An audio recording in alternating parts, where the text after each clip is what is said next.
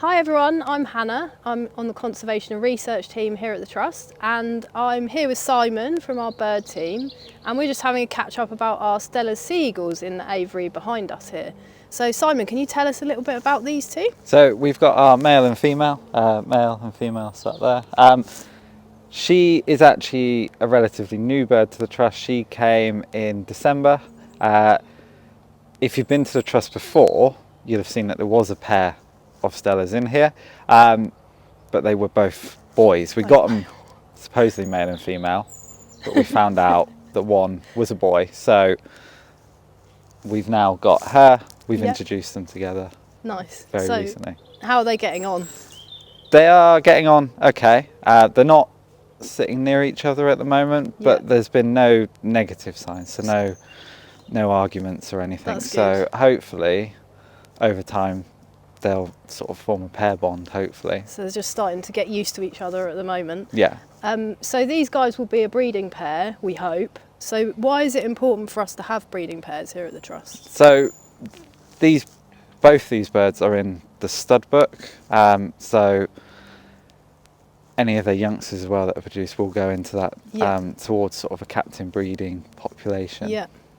So the stud book is part of the European Endangered Species Programme, and it's important for us to have these birds here as like a safe captive population because they are actually vulnerable in the wild.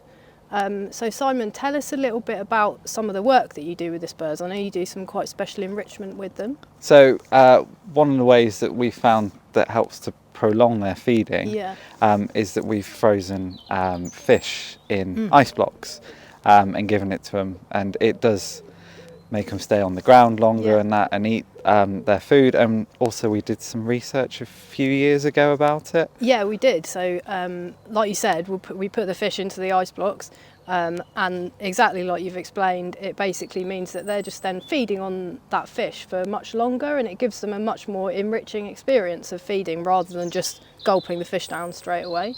And it also helps to sort of with more natural behaviour because they will feed on fish in the wild, so we try to give them as much natural food as possible and what they would normally be feeding on in the wild. And these birds would feed on a majority of fish, would be part of their diet.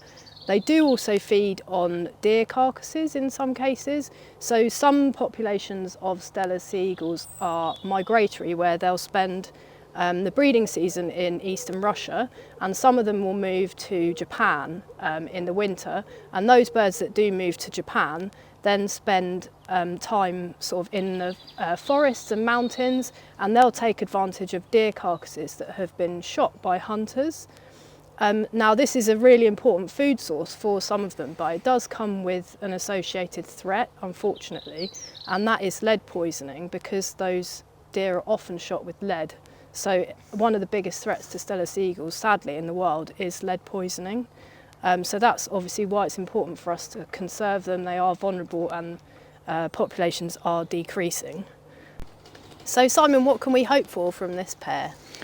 So hopefully in the coming years they will get a stronger pair bond. Obviously they're not doing a huge amount at the moment, but it does take a while to form that bond. And hopefully in a few years' time we might have youngsters with them. That would be exciting. Very exciting. And hopefully if you come and visit the Trust very soon, because we are excited to open, you'll be able to come and see our brand new pair of Steller sea eagles.